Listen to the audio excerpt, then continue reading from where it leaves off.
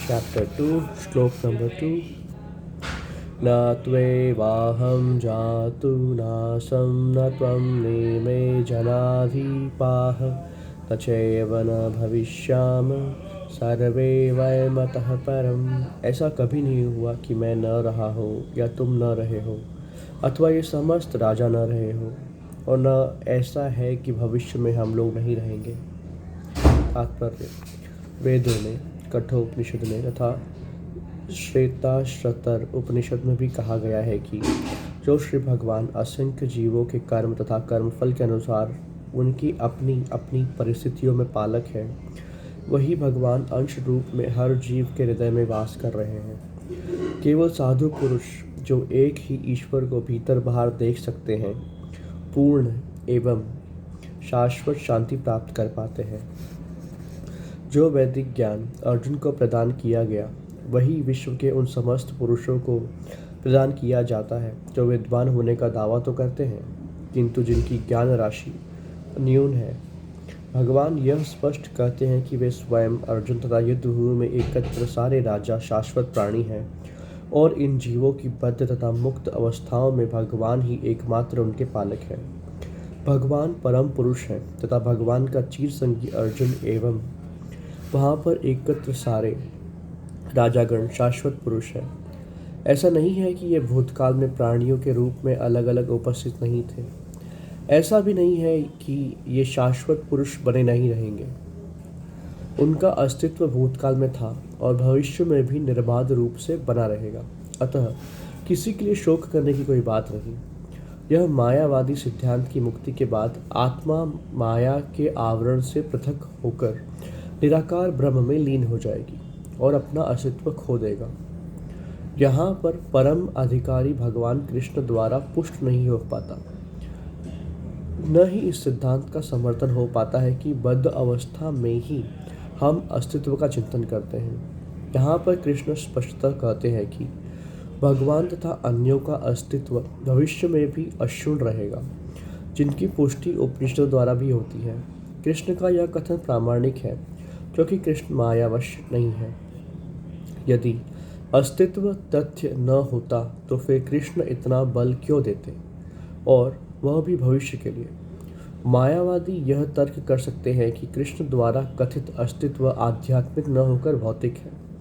यदि हम इस तर्क को कि अस्तित्व भौतिक होता है स्वीकार कर भी लें, तो फिर कोई कृष्ण के अस्तित्व को किस प्रकार पहचानेगा। कृष्ण भूतकाल में भी अपने अस्तित्व की पुष्टि करते हैं और भविष्य में भी अपने अस्तित्व की पुष्टि करते हैं।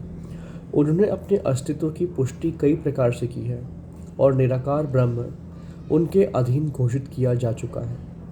कृष्ण सदा सर्वदा अपना अस्तित्व बनाए रहे हैं।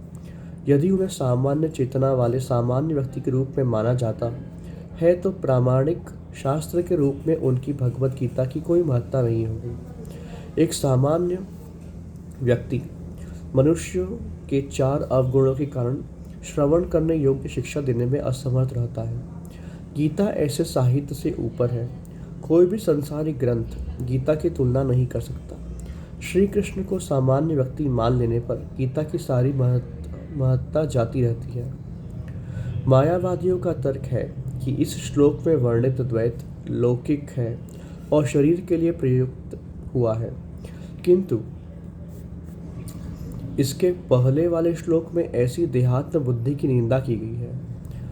एक बार जीवों की देहात्म बुद्धि की निंदा करने के बाद यह कैसे संभव है कि कृष्ण पुनः शरीर पर उसी वक्तव्य को दोहराते। अतः यह अस्तित्व आध्यात्मिक आधार पर स्थापित है और इसकी पुष्टि रामानुजाचार्य तथा अन्य आचार्यों ने भी की है। गीता में कई स्थलों पर इसका उल्लेख है कि यह आध्यात्मिक अस्तित्व केवल भगवत भक्तों द्वारा श्रेय है।